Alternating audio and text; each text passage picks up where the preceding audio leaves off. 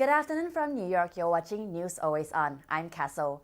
The initial relief that greeted the dramatic discovery of the trapped Thai soccer team has given way to questions over why the boys are still inside the flooded cave network and not on their way to the surface and their waiting families.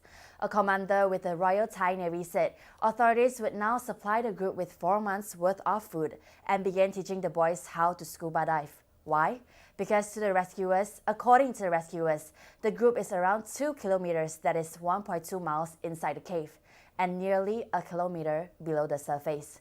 Thailand's Interior Minister said that the 12 boys and their football coach who have been trapped for 10 days may need to swim for freedom as a monsoon forecast for the coming days could worsen floods. The British Cave Rescue Council said in a statement, quote, "Although water levels have dropped, the diving conditions remain difficult, and any attempt to dive the boys and their coach out will not be taken lightly because there are significant technical challenges and risks to consider." In a drama that has gripped the nation, 12 boys and their football coach missing in caves in Thailand for 9 days have been found by divers.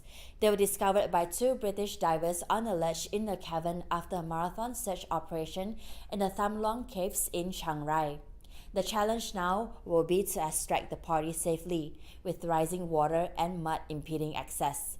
Families of the missing group was ecstatic at the news of the rescue. The 2 British rescuers, believed to be Rick Statton and John Valentine, were flown into Thailand early last week. In a video posted on Facebook by Thai Navy SEAL Special Forces, one of them can be heard speaking in English to the group as they sit on a ledge above water in a cavern picked out by a torchlight. The rescuer asked, "How many of you?" 13 comes the reply. 13? Brilliant.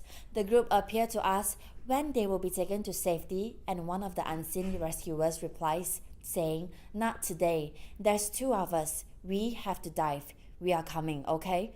Many people are coming. We are the first."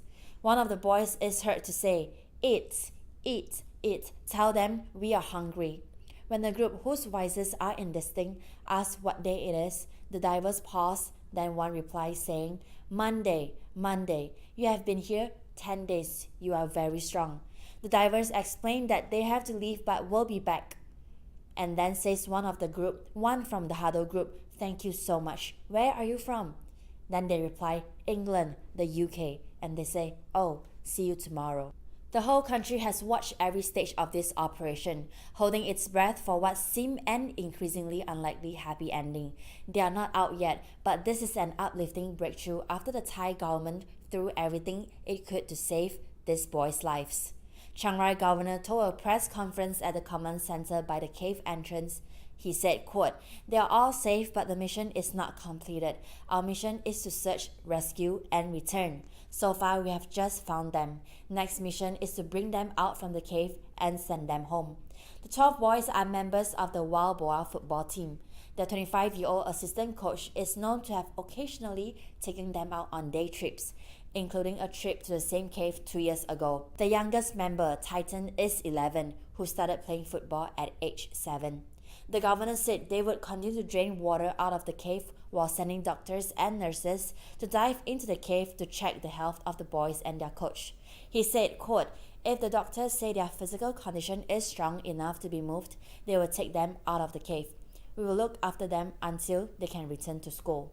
Relatives who had gathered near the caves hugged when they heard about the rescue. More than 1,000 people have been involved in the operation, including teams from China, Myanmar, Laos, Australia, and the United States, as well as Britain. President Trump will be in West Virginia today on the eve of the 4th of July holiday. He is continuing to interview potential nominee for the U.S. Supreme Court. The president's visit comes 1 week after West Virginia Governor Jim Justice met with Trump in the Oval Office to discuss plans to revitalize West Virginia's coal and timber industry. Trump is expected to be speaking at the Salute to Service dinner at the Green Beer Resort as part of a military tribute.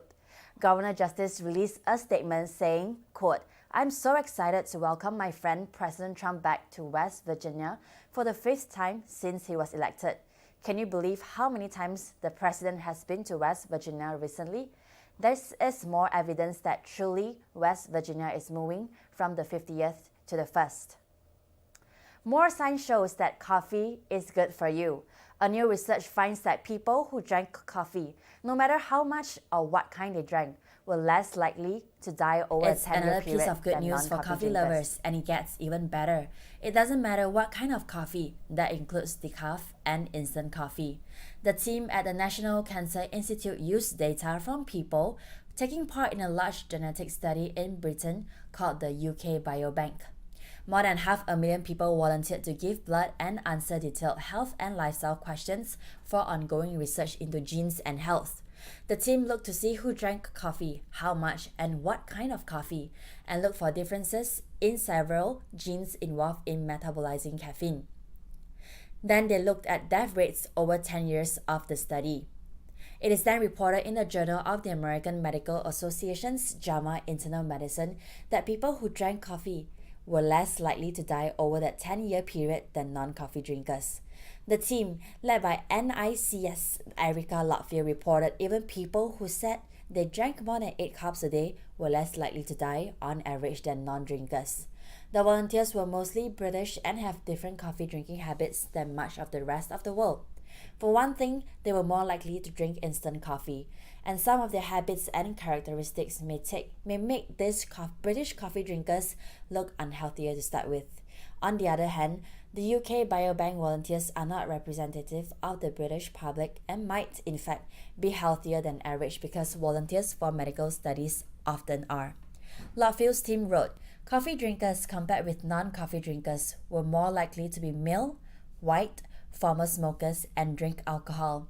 Participants drinking 4 or more cups per day, compared with those drinking less coffee and non-drinkers, were more likely to drink instant coffee and be current smokers, whereas participants drinking 1 to 3 cups per day were older, more likely to have a university degree, and more likely to report excellent health. In the 10 years of follow-up, more than 14,000 people have died, but non-coffee drinkers were more likely to have died than coffee drinkers.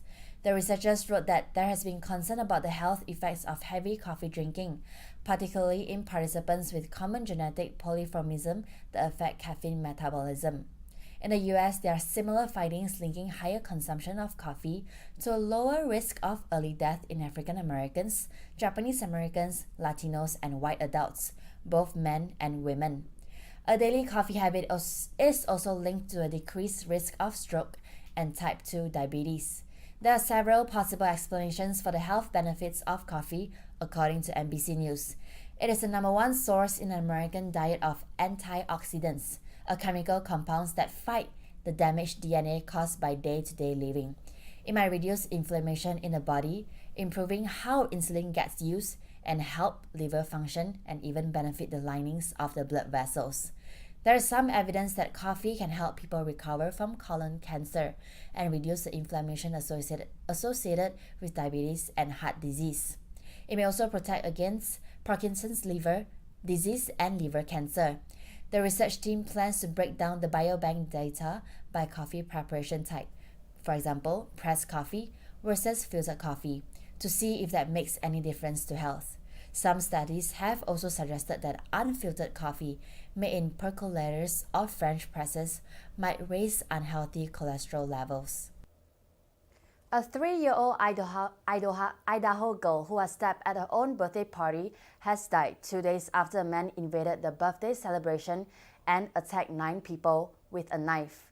Timmy Kinner is accused of stabbing a group of children and adults who tried to protect them at the party at an apartment complex that is home to many refugee families.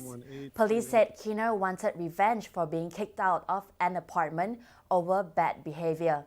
The 30-year-old appeared in court through a closed-circuit video, a common practice for first appearances in Idaho, wearing a tattered off-white sweatshirt with his arms shackled to his waist. Kinner told the judge he didn't understand the charges or proceedings. He also said he wanted to represent himself. 3 of the stabbing victims were adults. The others were children between 3 and 12 years old. Kinner is American and the victims are members of refugees' families from Syria, Iraq, and Ethiopia. Mayor Dave Bitter tweeted, quote, "Last night's horrific attack does not represent Boise. Please join me in praying for the injured and their families. We must come together to condemn this vile act." Vice President of U.S. Programs said in a statement that it is heartbreaking that adults and children who fled the horror of war and conflict to find safety in America had to experience violence all over again. Now moving on to our last story of today. Americans will spend more than $900 million this year on bottle rockets, Roman candles, and other fireworks. And those who want to celebrate Independence Day with a bang are almost totally dependent on China for supplies. That is according to NPR News. It wasn't always this way. A lot of fireworks used to be made in the Midwest by companies like American Fireworks. For much of the later century, Italian transplants dominated the fireworks business, mostly producing pyrotechnics for their own shows. Julie Heckman, Executive Director of the American Pyrotechnics Association, said that 99% of the backyard consumer fireworks come directly from China, and about 70% of the professional display fireworks are manufactured in China. She added, quote, "Manufacturing fireworks is very labor-intensive. As the regulations got tighter and people really aren't interested in making things by hand, it made sense to rely more on China to handle that production."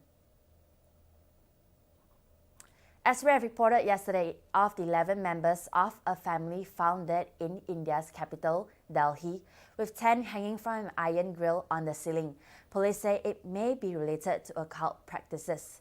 Police say in a statement, quote, "During search of the house, certain handwritten notes have been found which point towards observance of some definite spiritual or mystical practices by the whole family." As always, I like to end the newscast lightly, so here's a fun fact. Consumer purchases of Chinese fireworks have skyrocketed from about $284 million in 1998 to $885 million last year.